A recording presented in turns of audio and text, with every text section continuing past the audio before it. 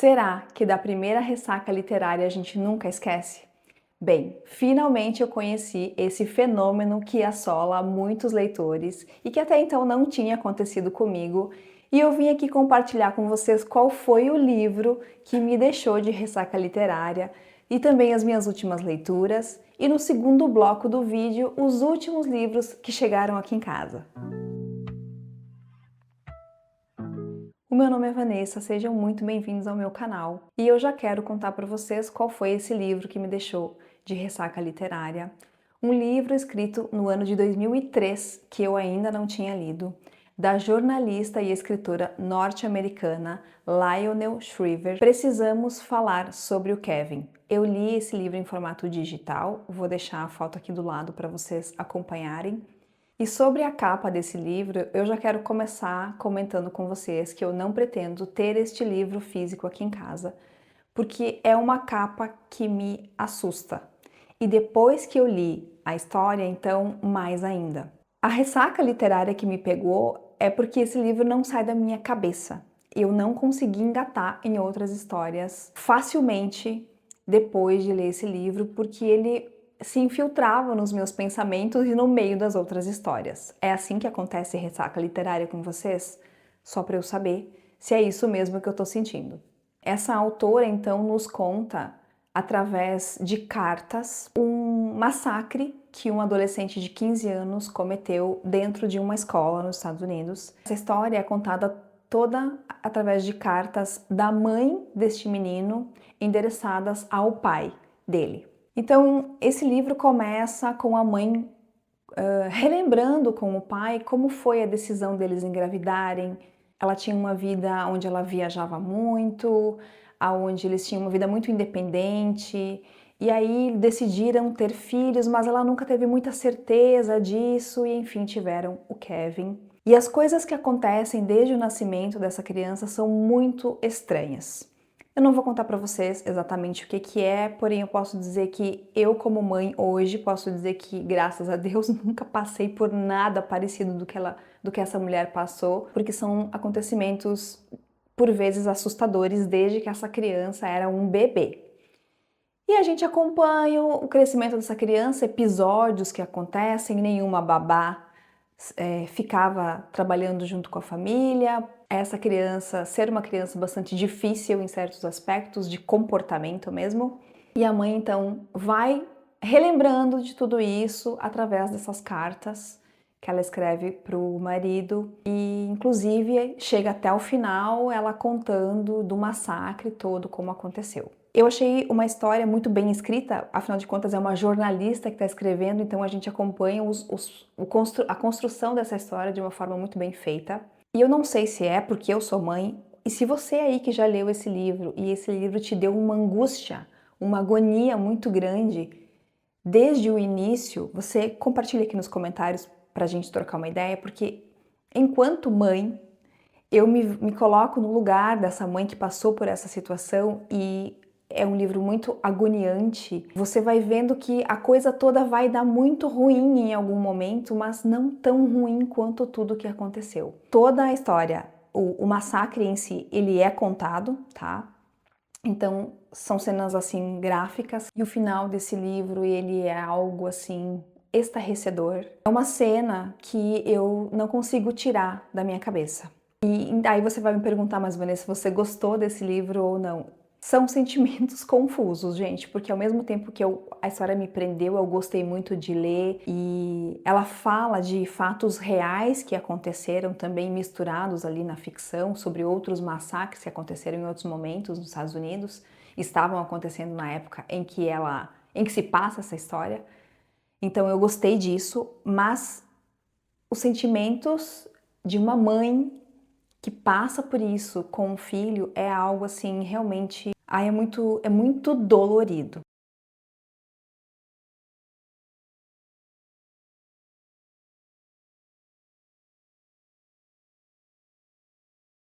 Depois de ler o livro, eu assisti o filme, que eu simplesmente não gostei.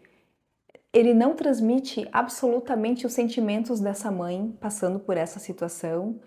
Eu sei que é difícil de colocar numa adaptação, sentimentos, mas é que esse livro não é só de fatos. Ele é muito dos sentimentos da mãe passando por toda essa situação, da culpa, gente, da humilhação, da culpa que ela mesma se coloca e que todo mundo coloca nela por esse menino ter feito o que fez. Que livro devastador e que eu não consigo tirar da minha cabeça. Li também nos últimos tempos uma maravilha da literatura nacional, Antes do Baile Verde, da Lígia Fagundes Telles, nessa edição da Companhia das Letras. Esse livro de contos, sendo Antes do Baile Verde um dos contos que está aqui dentro, são 18 histórias muito contrastantes entre si, embora todas elas sejam recortes da vida de pessoas. E eu fiquei apaixonada pela escrita dessa autora que eu não conhecia, pela inteligência com que ela, em poucas páginas, consegue fazer a gente viajar para dentro da natureza humana de uma forma muito estranha, muitas vezes. Os contos começam relativamente simples, de coisas cotidianas, e no final ela dá uma virada na história que você fica pensando assim: da onde veio isso? Da onde veio esse caminhão que me atropelou aqui, porque eu não sei como que isso aconteceu. É muito inteligente a forma como ela escreve esses contos. Eu amei e já quero ler outros livros da autora. Os meus contos preferidos foram os dois primeiros, Os Objetos e Verde Lagarto Amarelo. Os dois foram muito surpreendentes para mim. E o mais interessante, gente, é que ela transita do mistério pro drama, pro romance, e você não sabe o que esperar desses contos. Eu super recomendo, amei. Li também um clássico da literatura mundial, A Bela e a Fera, nessa edição de bolso de luxo da Clássicos Zahar. Nessa obra que tem ilustrações coloridas, vou mostrar aqui para vocês algumas. Olha aqui, que lindas! Não tem muitas, mas tem umas ilustrações bem legais. Gente, nessa obra aqui a gente tem as duas versões dessa história. Uma versão escrita, a original, escrita em 1740 pela Madame de Villeneuve, e a versão que a gente conhece, adaptada pela Disney e tudo mais, é uma versão escrita em 1756. De qualquer forma, gente, o fato desses textos serem tão antigos e ao mesmo tempo modernos fazem com que essa obra aqui seja um clássico. Então eu acredito que todo mundo deva conhecer essa história, né? Da Bela, a filha de um comerciante que acaba trocando de lugar com o pai para viver junto com uma fera horrenda num castelo isolado e acaba se apaixonando pela fera, porque na verdade a fera está sob um feitiço, ele é um jovem príncipe. Neste que é considerado um dos contos de fadas mais famosos de todos os tempos, muito além da lição de que as aparências enganam e que existem coisas muito mais importantes para a gente valorizar, na história original, principalmente, ela é uma história longa e que tem muitas outras subtramas. Inclusive, a gente tem uma parte do texto escrito sobre a visão da própria fera e é uma história para adultos mesmo. Aí, a versão que foi escrita em 1756 é uma história bem mais infantil, bem mais curta, não conta com a visão da própria fera e é muito mais romantizada. Eu adorei conhecer as duas versões dessa história. E o meu último livro lido, para contrastar um pouquinho com a aspereza, vamos colocar dessa forma, do Precisamos Falar sobre o Kevin, foi um livro da literatura japonesa, daqueles considerados como ficção de cura, sabe? Foi esse daqui, ó, A Lanterna das Memórias Perdidas, da autora japonesa Sanaka Hiragi, traduzido do japonês por Leiko Gotoga. Saiu pela Bertrand Brasil, nessa edição brochura, muito gostosinho de ler. Nessa obra a gente vai acompanhar a história de três pessoas, uma professora de 92 anos de idade, um membro da Yakuza de 47 anos e uma criança. A história dessas pessoas está interligada porque todas elas morreram e foram parar nesse estúdio fotográfico que é uma espécie de limbo entre a vida e a morte. Antes de ir para o seu destino final, elas acabam neste lugar sendo recepcionadas por um outro personagem que está aqui, onde elas fazem uma seleção de fotos de alguns momentos da vida delas e elas têm a oportunidade de voltar ao momento de uma das fotos que foram tiradas e reviver aquele momento como espectadoras. É um livro leve, gostoso, rápido de ler, em que, embora fale sobre temas sensíveis, né, como a morte, como a passagem dessa vida para uma próxima, existe um último lugar onde a gente vai ou não, mas é abordado de uma forma muito gostosa, que trouxe uma leveza assim para minha vida de leitora. E esse aqui foi aquele levinho, coração quentinho e que conseguiu fazer com que eu esquecesse um pouco aquela história lá. Então esse daqui foi uma chance que eu dei para esse tipo de ficção de cura ou esse tipo de literatura, porque eu já comentei num outro vídeo aqui com vocês que eu tinha lido Antes que o Café Esfrie e eu não tinha gostado daquele livro. Achei que as histórias foram muito repetitivas e embora aqui também temos 3 pessoas que vão passar pelo mesmo lugar, as histórias foram muito mais legais e elas estão conectadas. Isso foi o mais surpreendente, eu adorei. E agora, gente, eu quero mostrar para vocês os últimos livros que chegaram aqui em casa. Aliás, alguns eu trouxe de viagem. Eu estive recentemente numa outra cidade aqui de Santa Catarina, chamada Blumenau. Eu estive numa conferência da advocacia lá. Eu sou advogada, então estive lá estudando um pouco, participando de palestras, enfim. E quando eu conheço outras cidades, eu gosto bastante de conhecer também as livrarias. E nessa viagem não foi diferente. E eu trouxe 2 livros dessa viagem que eu fui. O primeiro deles é Rafael Nadal, O Rei do Saibro, escrito pelo Christopher Clarey e saiu pela Intrínseca. Eu comprei esse livro porque eu gosto muito de tênis, de assistir tênis, de jogar tênis. Eu gosto muito deste jogador, aqui é uma biografia dele. Ele já se aposentou das quadras. Eu tenho outro livro dele aqui em casa, mas aquele outro livro, ele foi escrito durante a carreira dele e esse aqui, então, no final aí, né, ele já estando aposentado, eu quero muito saber um pouquinho mais das histórias que ficam nos bastidores aqui desse jogador que eu gosto tanto. O próximo livro, gente, eu preciso contar para vocês o motivo da escolha dele. Nessa conferência que eu participei lá em Blumenau, eu tive uma palestra com o Amir Klink, um velejador brasileiro que em 1984 atravessou o Oceano Atlântico da África até o litoral da Bahia num barco a remo. Eu fiquei muito impactada com a palestra dele. Ele é uma pessoa simples e ao mesmo tempo muito profunda, que vivenciou experiências que eu jamais vou vivenciar. E ouvir ele me fez viajar para outros países e para outro tipo de vida. Eu fui até a livraria para comprar um livro dele, mas não tinha. E durante a palestra ele comentou que a filha dele também tinha feito essa travessia do Atlântico sozinha e ela era muito jovem, 21, 22 anos quando ela fez isso.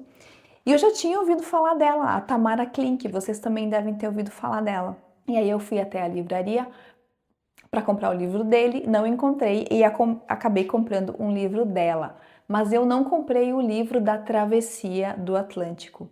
Eu comprei um outro livro chamado Bom Dia Inverno. É um lançamento da Companhia das Letras. Eu vou mostrar para vocês que vieram uns brindes aqui junto, mas esse livro aqui, escrito pela filha do Amir, então pela Tamara, conta a jornada dela. Durante 8 meses, ela ficou com o barquinho dela presa no mar congelado do Ártico, na Groenlândia, sozinha. Gente, e o pai dela fez algo parecido, só que ele fez na Antártida, tá? No polo inferior, no caso, polo sul. Vou mostrar para vocês os brindes que vieram junto, uma cartelinha de adesivos muito gracinha e um pôster que eu não tenho coragem de colocar em parede nenhuma porque ele tem 2 lados. Em um dos lados a gente tem essa foto do mar congelado, do barco dela e dela deitada ali no chão, aonde ela escreveu Obrigada, Sardinhas. Eu acho que esse é o nome do barco dela, tá, gente? E do outro lado desse pôster tem a rota do que ela fez com o barquinho dela, ou uma parte da rota, e aonde ela ficou ali presa na Groenlândia, perto do Polo Norte, gente, olha só. Deve ser uma história e tanto. Estou muito curiosa para ler e vir aqui contar para vocês, é claro. Nessa mesma livraria eu comprei uns marcadores magnéticos tão bonitinhos, olha só. Retratam aqui ou reproduzem aqui uma pintura do Monet. Eu achei uma gracinha e uso bastante esse tipo de marcador, gosto bastante. Os próximos livros ou eu recebi aqui em casa ou eu comprei na livraria aqui da minha cidade, que eu gosto muito de ir também. E vou mostrar aqui para vocês. Da Gisele Pelicot, Um Hino à Vida. A Vergonha Precisa Mudar de Lado, da Companhia das Letras também, numa edição brochura. Essa daqui é o relato real da Gisele, essa francesa que foi casada durante mais de 30 anos e que descobriu que durante muitos anos o marido dela dopava ela para que ele recebesse homens em casa que, junto com ele, abusavam dessa mulher. E aqui ela conta a história dela. Deve ser um daqueles livros destruidores, mas que eu quero muito ler. O próximo, um livro do José Saramago. Já contei para vocês que eu li Ensaio sobre a Cegueira, inclusive tem um vídeo de uma resenha aqui no canal. Vou deixar aqui no box de informações para vocês. E aí comprei mais um livro dele, né? Porque eu amei esse escritor. Esse ano eu vou ler mais um livro dele, que é Ensaio sobre a Lucidez. Mas para a posteridade eu já comprei o Evangelho segundo Jesus Cristo. Pelo próprio título, acredito que seja uma recontagem dos evangelhos, mas aqui sob a ótica de Jesus Cristo. Essa edição da Companhia das Letras, nessas capas lindas, que eu quero colecionar todos, tem 443 páginas e vai entrar aí na minha lista de livros futura para ler. Um outro livro que chegou aqui em casa e que eu já mostrei para vocês, porque eu já li ele, foi Onde a Biblioteca se Esconde, a Isabel Ibáñez, nessa capa que eu acho simplesmente linda. Esse daqui é o livro 2, o primeiro livro dessa duologia é O que o Rio Sabe. Eu já falei desse livro aqui para vocês num vídeo anterior, então não vou me alongar muito, até porque ele é um segundo livro de uma duologia. Então aqui se trata da continuação de uma aventura de uma jovem que nasceu em Buenos Aires e que vai parar no Egito. Acaba nos levando para muitos lugares históricos do Egito, eu a adorei. O próximo livro eu ganhei de presente de uma amiga, da Gabi. Se você estiver vendo esse vídeo, Gabi, muito obrigada. E o livro que ela me deu foi Sobre a Brevidade da Vida, sobre a firmeza do sábio, do Sêneca, nessa edição da Penguin e Companhia das Letras. Um livro fininho, filosófico, que vai me fazer refletir sobre a vida. Aqui fala que os escritos do filósofo estoico Sêneca pertencem à categoria de obras que mudaram a humanidade porque resistem à passagem do tempo. É concebido através de cartas e insights. Vou abrir até para mostrar para vocês como é que é a diagramação, ó. É bem apertadinha. Gente, ele é tão fininho. Deixa eu ver quantas páginas tem. 76 páginas. Sabe daqueles livros curtos e poderosos? Tenho certeza que vai ser um desses. Mais uma obra nacional para eu comentar com vocês que chegou aqui em casa. Este daqui eu comprei depois de muitas pessoas próximas a mim dizerem que eu vou adorar, que é uma história familiar de aquecer o coração, que todo mundo que leu gostou muito, então eu trouxe aqui para casa também. O Arroz de Palma, do Francisco Azevedo. Nessa edição da Record, aqui uma fotinho do Francisco Azevedo. Ele é carioca, se eu não me engano. Francisco José Alonso Veloso Azevedo nasceu no Rio de Janeiro em 1951. Além de livros e peças de teatro encenadas no Brasil e no exterior, Francisco já escreveu para mais de 250 produções, incluindo roteiros de longa-metragem, documentários e multimídias premiados e comerciais de televisão. Eu não sabia. Estou muito curiosa com essa história. Se você já leu, me conta aí nos comentários. Também chegou aqui em casa As Esposas, escrito pela Alexandra Popov. As mulheres nos bastidores da vida e da obra de prodígios da literatura russa.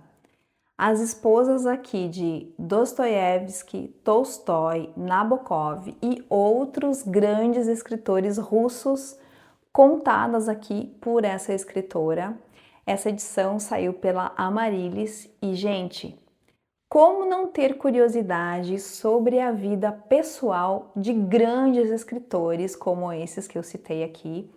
Espero que eu vá encontrar aqui minúcias sobre a vida deles e principalmente sobre essas esposas aqui, o papel delas na vida desses grandes escritores. E por último, eu quero comentar com vocês que dessa vez eu comprei o livro certo! Quem assistiu o último book haul aqui do canal viu que eu comprei um livro de uma série de 7 livros. Eu comprei o livro 5, sem ter lido e sem ter aqui em casa os livros 1, 2, 3 e 4. Não sei o que aconteceu, comprei errado, mas dessa vez comprei certinho. Boa Noite Pum Pum, do Inizio Asano. É uma obra-prima do aclamado Inio Asano, tratando temas delicados como relações familiares conturbadas e depressão. O mangá foi um grande sucesso no Japão e aqui diz que é recomendável para maiores de 18 anos. Agora me contem aí nos comentários se vocês já ficaram de ressaca literária e qual foi o livro que deixou vocês nesse estado. E também, por favor, qual foi o livro que tirou vocês de uma ressaca literária? Alguns vídeos anteriores a esse, eu postei um vídeo de livros viciantes.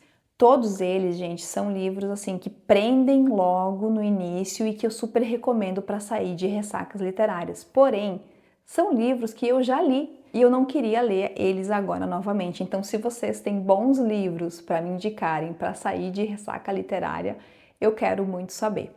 Muito obrigada pela companhia de vocês até agora.